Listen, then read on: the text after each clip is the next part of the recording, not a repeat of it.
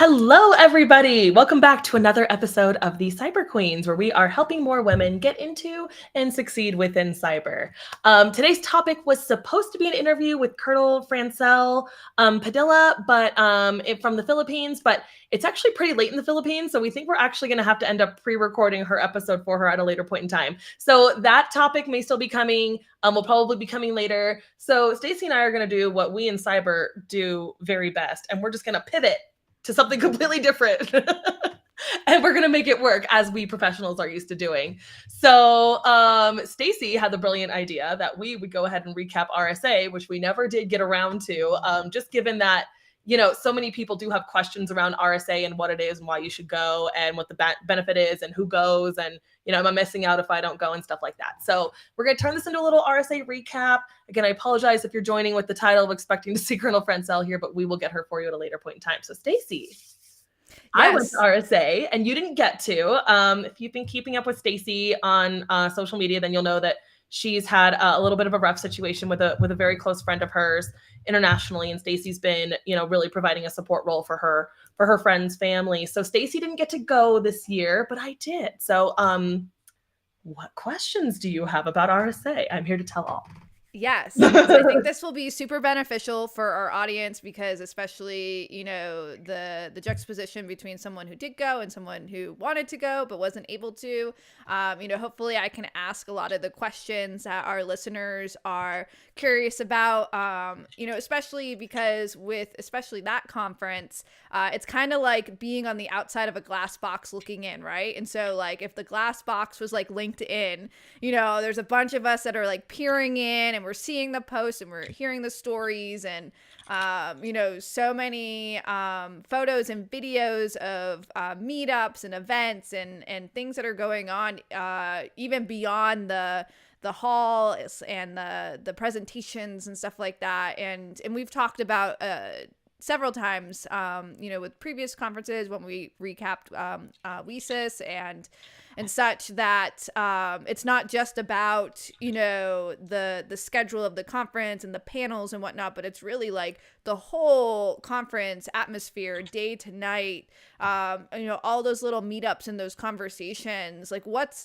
we were just talking about before we went live, like there's two aspects of it, right? There's the promoted theme of the conference, which for this year for RSA was like the art of possibilities. The art of the possible. Yeah. But then there's the underlying, like what are people really talking about this year at the conference? And Mara, I believe, and correct me if I'm wrong, you said something about just like, how do we do more with less? Like that's really the beat. So like if you were to summarize like overall what the pulse was, what's the overall sentiment and feeling that you picked up on over your days at RSA for the cybersecurity community and practitioners and everything, what was it? Yeah, I would say, so it's important to keep in mind that my first year at RSA was last year. That was the first time I ever went. And I spent so much time on the expo floor. That's where I met fabulous folks for the first time, like Ross Haliuk and Joe Hall and actually Chloe Mazdagi. That's where I met her for the first time.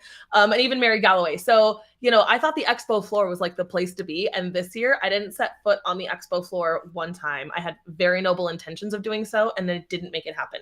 So I need to see all that like super jazzy buzzword messaging that everyone is so well known for down there. But I was having a lot of aside conversations. I did make it to a lot of the industry events and the happy hours, and like, not just one person's either. I hopped multiple events trying to talk to as many people as possible. And it really seemed like the actual theme, like most of the complaints that the practitioners had, was that the theme this year is to learn to do more with less. And I feel like, that's not news to anybody. Everyone in cyber is used to doing more with less. Like, go absolutely as far as you can with open source tools before we'll buy one for you. And, we're all used to that hustle. But it truly felt this year like people are like, additionally, we're going to slash your teams, we're going to slash your funding, we're going to slash your resources, and still continue to do more and also secure us against emerging AI threats with even less than you had last year. Thank you. We appreciate you. So then in talking about that, like what were the overall goals of those conversations, right? Like are people trying to troubleshoot that? Or was it more or less just hey, this is what's being expected of us and we don't agree, and how do we how do we push back on that, or figure out ways to communicate to get the resourcing we deserve. Like, if that is the tone and what's kind of being set, the expectation from above, how is everybody's reaction to it? I feel like it really aired because I had a few friends. First of all, I had a lot of friends there who were unemployed and seeking to leave RSA with employment opportunities this year, which was very unique. Most people, are always open to the opportunities that they might come across, but like, it's very rare that I've seen some of these individuals in very high up places be looking for jobs. And other people were like, oh my gosh, talk me off the ledge before I rage quit. And I'm like, don't rage quit. That doesn't serve you or anybody else. Why are we rage quitting? And it just like, everyone was like, man, I'm not it just kind of was like one person started the snowball and everyone else kept it going. No matter what conversation I was a part of, it was like, so what have you been up to? How's it going? Oh yeah, busy as usual, killing myself, trying to give back to the community and make content and also do my job and also stay on top of trends and threats and have things to talk about. But in people's W-2 jobs specifically, they're really feeling that pressure.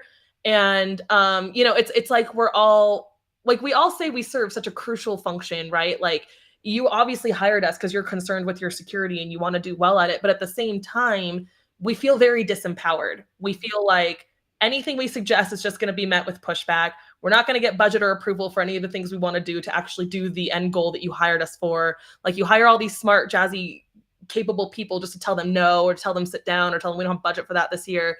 And, so a lot of them are just feeling like, what am I doing and why am I doing it? And we're not really seeing an adequate response from organizations. So yeah, it sounds like the response from the practitioners is that we're going to go elsewhere. We are now actively seeking other places of employment that do show signs of equipping their teams and providing the support and everything in order to be able for us to do our jobs and to be listened to, right? Yeah. And I said that recently on a panel once. Someone was like, I was actually on a panel with all lady CISOs, which was phenomenal. I know. I was like, I didn't even know there was this many of you. Are you all best friends? Is that how that works? Also, why am I up here? But it kind of came up in conversation. Like, do you want to be a CISO one day? I was like, absolutely not. Let me tell you why. I've never been sure I want to do that, but it is honestly the shittiest position in leadership, right? You don't give them an equal seat at the table. They don't really have a voice. Same thing. They recommend all these things. You say no. And then if a breach happens, which it inevitably will, their head is the first one to roll. And they're the ones who get in trouble when you didn't do half of the things they recommended for you to do anyway. So it's so sad that even practitioners can't look up to their security leadership, because security leadership is the most disempowered member of leadership as well. And I think we're just seeing that funnel down. It's like, where are the good orgs? Where are the places where you won't have to fight for so much buy-in and belief in the measures and initiatives and programs that you recommend? And it's like, I honestly don't know where that golden land of possibility is. I don't think it exists right now. Does it exist for you? Are you aware of it? Can we recommend people to go there? I don't think so. Yeah, it's truly a compounding effect of, especially as women, if we were to consider a CISO role, regardless of gender, CISOs already have a tough time. Then you layer in the complexities of being a woman, in these kinds of roles. And it's just, we certainly aren't doing that role of service in regards to making it attractive or making women want to aspire to it. When you look at, all of the media and everything around it, of just that burnout and, CISOs just, quitting and a lot of shifting that's going on in our talent market these days, which is a really great segue into, an event and a nonprofit that has been established recently that is really trying to combat all of that and to really educate, one, help the practitioners, and two, educate the organizations about the real challenges when it comes to mental health when you are in these sorts of roles, not unlike that of being in other traditional first responder type roles, right? Your nurses, your healthcare practitioners, certainly very much a different beast, but a lot of similarities and the impact on the individual at a high level. And so I know you went to Mind Over Cyber's event, and I'd love to hear more about that. What was it like? Yeah, so Mind Over Cyber is so cool. It's actually the second event I was fortunate enough to be able to attend with them. The first one was at CISOXC, and they actually hosted the panel that I was on. And it was a lady panel about the specific challenges that women in cyber leadership face when it comes to burnout and how we can, take proactive steps to prevent that. But the Mind Over Cyber breakfast was phenomenal. It happened right across the street from the Marriott Marquis, which is kind of like the second offshoot location of RSA from Moscone, if you've been there. So it was at the Harlequin. It was really well done. First of all, the breakfast was healthy and phenomenal. There was spinach salad included. It wasn't just like your pastries and coffee type breakfast. It was actually like a good protein driven breakfast. And they were having mindfulness exercises, and they had someone there leading breathing techniques. And like, are you ever like scrolling, like taking your little 5-minute scroll in between meetings, and you see a meme that's like, hey, unclench your jaw, release your shoulders, and like, sit, and you're like, oh God, I was doing that. So, we're just not mindful of a lot of the things we do, and we'll just kind of address the next thing in front of us as security people. And we aren't very mindful when it comes to certain things, like prioritizing getting up and taking a listen only meeting while you walk, or even sit outside. Just sitting outside, sometimes just changing your scenery can be nice. So it was really a fabulous event. We actually saw quite a few executive and leadership level people in the audience there, just sitting, taking a moment out from RSA to just be like, and that was a great thing to see, because I feel like in prior years, we've really prioritized the hustle and get there, maximize it, meet every person, talk to every person, like drop every lead, give away all your business cards. And this time it was like, hey, you actually heard a lot of people saying how RSA felt like a friends reunion this year. Like it was a lot of people who have just been like cyber friends on LinkedIn coming together and getting to spend time with each other. But it really had a more intimate feel for a lot of us in those little pockets this year. And it was just about slowing down and really savoring the experiences you get to go to and maximizing those rather than maximizing how thin you spread yourself, like quality over quantity kind of thing. Yeah. So yeah, I think Mind Over Cyber is doing a phenomenal job. They're going to bring more events to more conferences. I think their next one is RMSIC in Denver, Rocky Mountain InfoSec conference. So be sure to check them out while they're there. Yeah, that's awesome. Yeah, I super bummed out that wasn't able to attend personally, but I'm glad that you were there to represent Hacker and Heels. And we actually have we had a coaching package giveaway as part of our support for them. So I'm excited to be able to contact the winner of that giveaway very shortly here, now that I'm kind of back to work, back, in the grind of things here, since everything that has been going on. But just again, like certainly want to shout out that organization and everything that they're doing around really bringing this to the forefront and really trying to get organizations to think about this and prioritize this more, because the reality is the way that we're going right now is just, it's not sustainable. And so even this concept you just touched on of like slowing down at conferences, right? And that strategy of like, okay, don't go there and overcommit, go there and be strategic and tactical. So when you were setting your schedule for RSA and how you set out for it in actual action, like how did that go for you? Do you feel like that you kind of walked the talk, so to speak? Yeah. Or go ahead. Walk. Yeah. So I kind of realized that the most successful people, like the most like high up and like, wow, that person's really slaying it performance-wise, people I met at RSA actually took, and RSA is not a super long conference. It's only like 3 proper days of actual material, which is about average length. And but they were taking days off in the middle to just like go explore the San Francisco area, take a road trip, go see Monterey or something across the bridge or something. And I was like, wow, really? You missed out on a whole day of stuff here? And then I'm like, wait. They're all doing this. That's the common denominator. So I'm going to bake that into future strategies. But when it came to my strategy this year, it was in severe contrast to last year. Last year, it was every breakfast, every networking thing, every happy hour, every side event I can get into. I wanted to get my hands into as many things as possible. And then when I showed up, I ran into a friend of mine from BHIS on the expo floor who was like, you want to be a part of a backdoors and breaches panel? I'm like, absolutely. Let me just pencil another thing in from 3 to 3:30, exactly right there, and then rush to my next. I was like 5-10 minutes late to everything because I had booked myself back to back. And oh my gosh, I was exhausted. So this year I gave myself 1 day priority in or around the expo itself, or the conference itself, and one evening priority. So making it to a friend's book signing event, making it to a specific happy hour, linking up with certain veterans at a certain place. That gave me the flexibility I needed in my day to bake in things like an emergency Target run I didn't think I'd have to make. And, because stuff happens at conferences.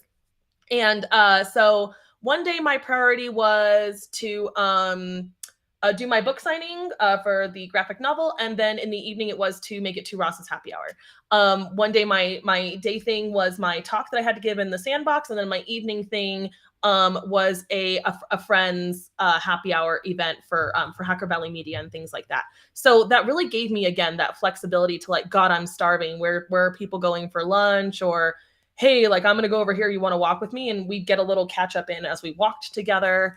But I'm really a fan of how I did it this year. I didn't take any proper days off or away because my mindset, millennial mindset, this is still my work day. I'm still being paid to be here. So I better get some actually work contributing things done to take home, or they're not going to let me come to conferences anymore. So I didn't take any days away. But I really do think I was much more intelligent about my strategy this year and intentional than I was last year, which is like, sign me up for all the things. Yeah.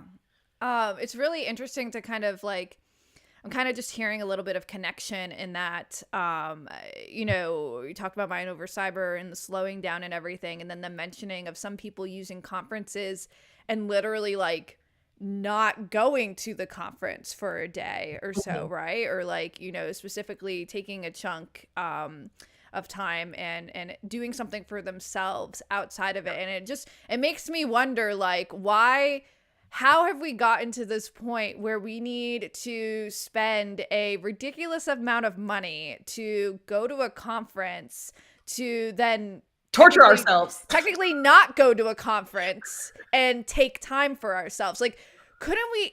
I feel like they invented something. I think it's called paid time off. No, that's a myth. That doesn't exist. Okay. That could also serve a similar purpose if only organizations provided a realistic amount of it, given the demands of the job and the demands in our lives. But I don't know, could be just See, I feel like most people I talk to, their version of paid time off is time where they're not in meetings, they're just available by Slack, but they're still available. Yeah. Like, I have people, hey, I'm going on PTO, but don't forget I'm always available. I can pop in if you need me. I'm like, don't do that. No, stop it. Like, when I see someone like, their tags will build up in Slack or whatever, but I'm like, check them when you get back. And I'm like, hey, at so-and-so, let me know your thoughts on this when you get back. They're like, oh, I took a look. It looks great. I'm like, aren't you in Peru? Go away. Right. Go away.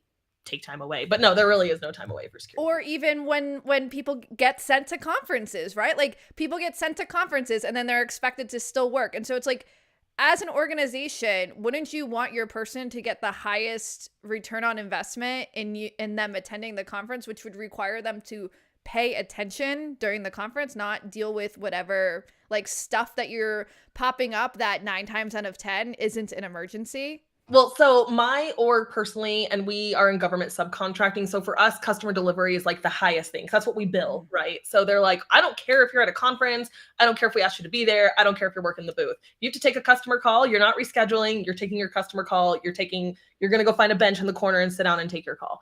And I see a lot of people do that. I see a lot of people at conferences just have to sit in the hallway and like be on a call. And I'm like, I'm of the philosophy that, again, calls can happen anytime. You have them at pretty regular cadence with your customers. You're only going to be at this conference once a year. And you probably came with a goal of like, oh, I really want to see this person or hear this talk or get this info. And to me, that is the one time only value you can take away. But not every org feels that way. So I think it's just like a catch-22. It's just whatever your org prefers. But I think leadership sets the example. So my leadership has said, we take time out of conferences to sit down and attend meetings. You can do the same thing.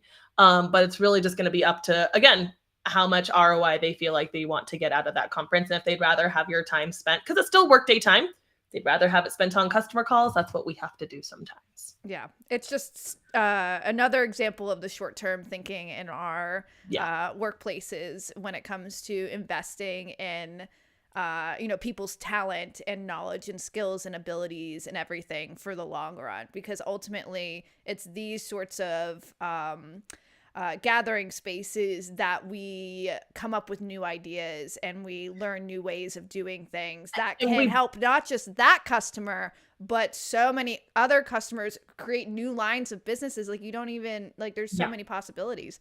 I only have ever walked away from a conference without taking something I could immediately turn around and implement in my job. But I need to bounce ideas off the people like me. I'm like, I need to be in a room with like 16 people like me and hear what you all think. And, you know, sometimes it's just not going to happen, like, unless you're all there at the same time. I will say, though, for the longer conferences, like with summer camp coming up, that's like a straight 9 days, 7 to 9 days. And I'm probably going to do what friends did last year and take like a day or two off in the middle in between Black Hat and DEF CON to kind of reset and be able to keep going. That or I'm only going to attend one half. I might not attend the whole thing this year. Yeah. We will have to see because that's way too long. And I'm in my mid-30s and I'm over it. I'm over that hustle. So I want to circle back on you know, just the idea of like these are the people where you get good ideas from, right? And so tell me a little bit more about like who you interacted with throughout the week. Like what types of roles, what types of organizations, who was present at RSA? Yeah. So I love going to RSA for a few reasons. It's because I do meet people from so many different walks and verticals of cyber that I don't interact with every day. So if I go to a hacker conference, you know, it's like, oh, I'm just another hacker. We're all hackers here, or we're all in incident response or whatever. That guy reverse engineered WannaCry when he was 12, you know, whatever.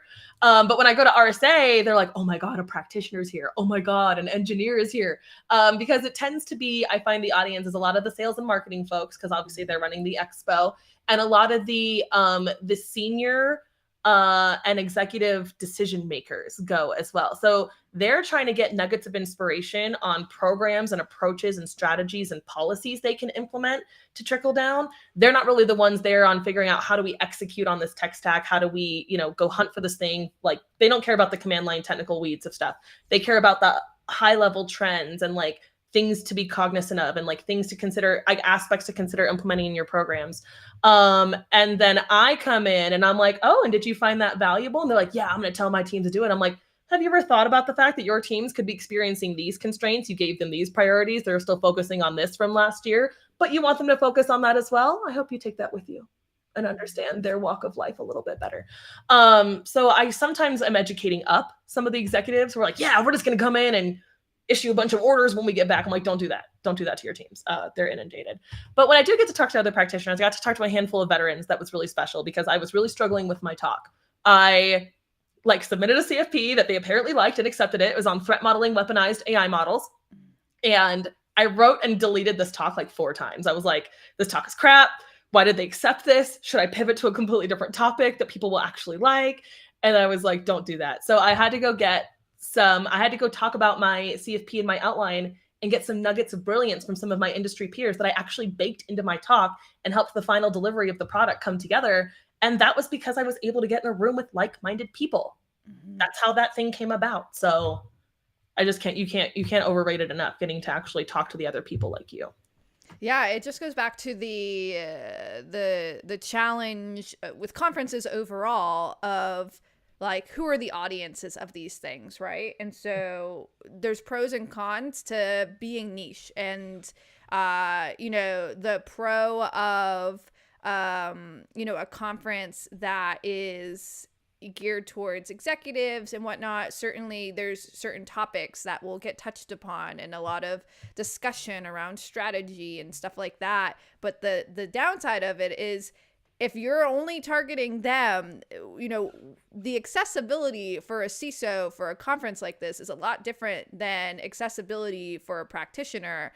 And without them both in a room together, you potentially can set up for, you know, some counterproductive takeaways, exactly as you said, of like, please don't go back and do that with your team, you know, because you're gonna upset them, right? Like you will drive them out. Yeah. But you know, if it was just all of them and you weren't there, then like they would have never gotten that feedback. They could have gone and implemented whatever it was, and then as such had, you know, the effects that it could have.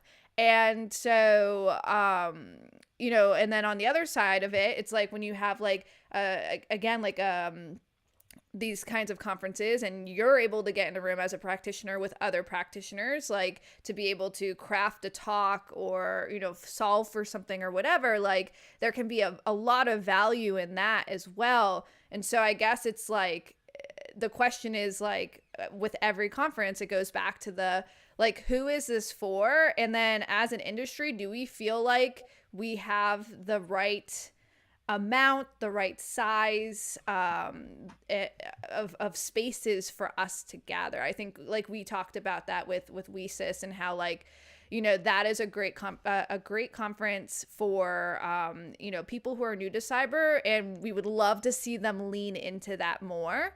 But conversely, like we need to make sure we're really clear about that, because we don't want people spending time and money and going to conferences where there's not going to be people to have, you know, the conversations that they're thirsty for, like for us as experienced practitioners, right? Like we kind of talked about how like we're probably beyond that at this point. So with RSA though, it's like, is that, you know, set up in such a way where we need to just be honest about it and say that's the CISO conference and like not attend? Or like, I'm curious to hear your thoughts as a practitioner. Yeah. You know, a lot of people were surprised that I got as much value out of RSA last year as I did, but that was because I was able to connect in such a concentrated environment with so many executives and people who are at where I want to be next in my career, you know, as someone who was a senior level at the time. So I think if you want to tell who a conference is for, just look at the pricing model. You can tell from the pricing model very immediately who it's for. Tickets are $200 and they have scholarship programs, new to cyber students, people like that.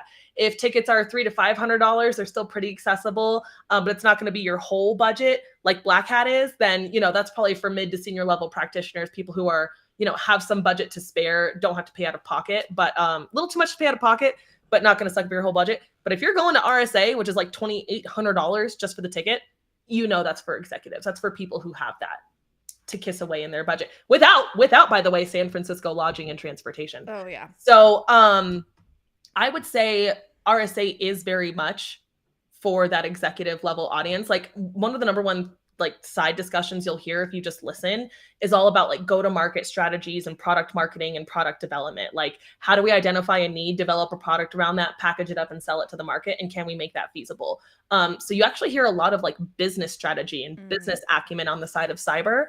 And they also have the startup I can't remember what it's called now. It's right next to the Sandbox. It's not Startup Alley, which is like a part of the expo floor. It's actually like it's like for new businesses. Yeah, it's like new business.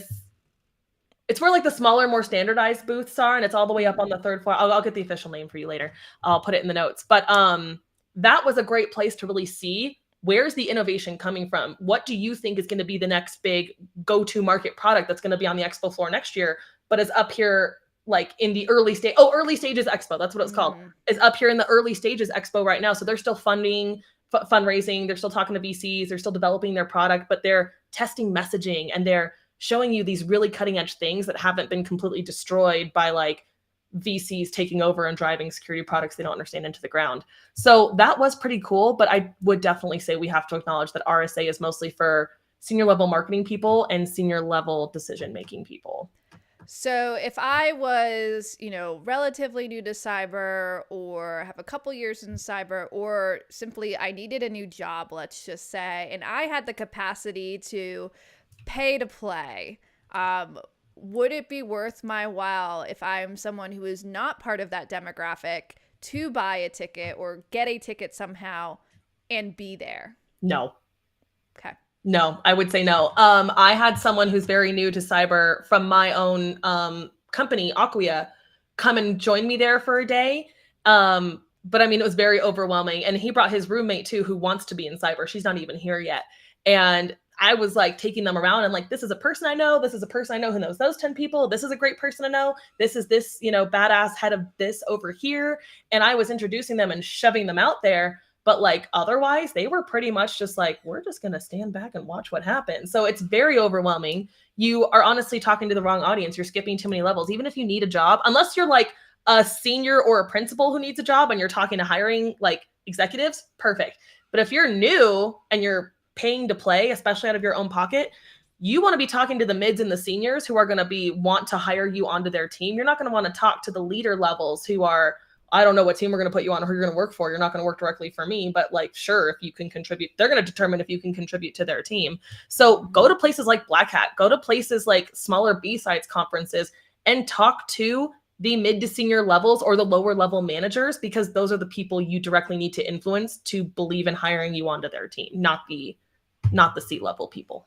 Yeah, I think that's so important to distinguish and clarify, because oftentimes it's a more generalized blanket advice of like, get in the room with the people, right? And it's like, you know, there's two sides of it. One is like, yes, obviously it would be great if a CISO took interest in you, but the CISO also has to be, or that executive needs to be in the mindset and position to be hiring. And when they're going to a conference like RSA, they're not thinking about trying to find people to hire at a conference like that. They're thinking about the products. They're thinking about the risk landscape. They're thinking about basically everything else, but like adding more people onto my team based off of who I meet here today, right? Versus, you know, some of the other conferences where exactly like B-sides and whatnot, where you've got those mid-level managers who are, you know, more so have responsibility for hiring than the CISO does, and who do approach those conferences keeping an eye out for potential talent, if not, you know, today, then tomorrow, or, you know, next month, keep you in the bench. Yeah. But like CISO's a lot of time, depending on the makeup of the org. My first CISO, I worked at an SMB. We had a 5-person team. So he was very involved in day-to-day operations, but like a larger enterprise, like, you know, one of the places, like the bigger places are easier to get into because you're a cog, but you know, the CISO's not going to know what the openings are on any given team, right? The managers are. They're like, I don't even know if we're hiring right now, but the people 3 levels beneath me will know what they need. So it's like, you know, you can basically be stepping over dollars for pennies. It's like the reverse. Like if you just target the big fish, because they're not going to know, and they're not. Right. All right. Then I kind of feel like I already know the answer to this question, but I want to hear all about it. What was the highlight for you of your entire RSA experience? I would have to say my highlight was, so I skipped this event last year. I had it slated, but I oversubscribed myself and I didn't make it. This year I made it to the Vision and Voice, which is a nonprofit networking breakfast, but it was a women in cyber leadership networking breakfast. And they, first of all, I was there early because I got the times completely wrong. So I helped set up and everything. And I was there as more people were walking in, and literally every person who walked in, it was like, oh my God, like, good to see you. Reunion. Like literally all of it. I saw Mariana there, Mariana Padilla. So, you know, it was just one of those places where like, so it was such a high concentration of so many ladies I wanted to talk to. And that was cool. And the panel they had was all about, you know, reaching for those next echelons in your career, like leadership, breaking into leadership, succeeding within leadership, leadership concerns and trends. And that was really cool to see. There was also very high concentration of Microsoft leadership ladies there. So that was cool. So I think I got the most from that, just because half of the people I got to catch up with and talk to and just kind of reconnect with, and half the people I didn't know, but were people I wanted to know, especially as I'm a principal now. So I want to make that leap into junior echelons of leadership. I want to make that leap to junior manager or director level soon. And then eventually in the next 3 to 5 years, be a VP someday. So that was a really great, for where I'm at in my career journey, that was a great concentration of ladies to be around and contacts to make. Yeah, that's awesome. Also not what I expected you to answer, because were you think I was going to say my talk? I thought you were going to say your book signing. Oh, God, the book. Yeah, no, the book. Talk about the book. Not about me. No, the book was phenomenal. Yeah. Okay. Sorry. Oh my gosh. Let's rewind. Let's redo that segment. But shout out to Vision and Voice, right? Like, voice, yeah. You know, making women seen and heard. Vision and Voice, right? So, no, great event. But yeah, the book was great. So if you don't know, I wrote and released a book, a Young America. So like 8 to 13-year-old graphic novel about a girl who fights threats and malware on the internet called Scotty Threat Hunter. And Chris and I were able to get her into the official RSA bookstore. And then we did an official author signing at the RSA bookstore. And that is such a small club of people to be in. It's very cool to be in that club of people. So that was humbling and elating beyond all imagination. I had my stakeholders from CMS, who I mostly work for, coming to the bookstore to be like, I can't believe you wrote this. And I'm like, hi. So that was definitely a highlight. God, how did I forget that? I'm going to see myself out now. Myself off the podcast. It's all good. It's Come all at me good. in the comments. He's like, wow, thanks. Where can I get the book? The book is available on Amazon, and she's in the kid science fiction genre. So I will drop a link for that. You can find her there. And by the way, big shout out to my co-author, Chris Cochran, who was the one who made the bookstore thing happen. I don't know if you know, there were quite a few people with books this year that came out, and they were all doing peripheral events, like peripheral signings at little offsite venues and stuff. But like being in the concentration of the conference was very, very clutch, especially for a new book. And I think my favorite part, I think I have to retract this, my favorite part. I met so many people like Dr. Billiana. Do you know who Dr. Billiana is? Oh my gosh. She, I can't remember her last name at the moment, but she also wrote a book, and she came over here, and she used to work in Russian cyber threat intelligence. Ooh. And she wrote a book all about like what the government's doing with data over there. And her book was in the bookstore. So she got my book and I signed it. And she went and got a copy of her book and she signed it. And I walked away with like 5 or 6 signed books from other cyber authors. And I was like, this is my favorite swag ever. This is the best thing I could go home with ever, is more books from other cyber authors. So it was just really cool that authors were like giving each other their books. And I saw Dr. Nikki Robinson there too. She had a book. So their book was in the bookstore, and we did the same thing. We signed each other's books, and that was a really special moment, just coming full circle. Oh, that's awesome. So, yeah. So then, what would you say is something that you wish the conference, regardless of if you go back or not, like what is something that you wish the conference would do differently based on your experience? There were definitely not a lot of places for people who were just meeting either on the expo floor or like, we have 10 minutes to meet in the lobby, meet me in the lobby, like to just really sit down and have a conversation. So in the sandbox, there's tons of seating, but it's 3 floors up and no one knows it's there. So I would say more seating, more lobby area seating. Black Hat's really good at this. They have a ton of seating everywhere for people. So it'll just enable us to have those really quick networking conversations we have to have and not have to be standing and walking the whole time all day because our feet get exhausted. So that's why I'm a big fan of the booths that have couches and stuff. I'm like, I'll let you scan my badge if I can sit in your couch for 10 minutes. So, so I would just say more seating, really cater to those people-to-people connections, because that's why we go to conferences. The expo floor is great, but it's not all about the vendors for us. It's all about the connections we make with vendors and or the connections we make with other people. Yeah, makes perfect sense.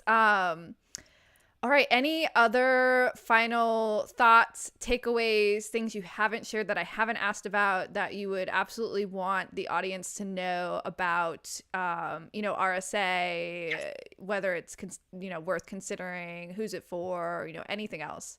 Yeah, I would just say always, and when you're evaluating attending a conference, like we've said in past episodes, keep in mind who the audience is and who you're going to meet when you're there, and if that's going to serve you where you're at. If you want to meet the leaders, but you're not ready to be in leadership yet, then maybe put that off for a year or two, especially because it is such a big ticket item.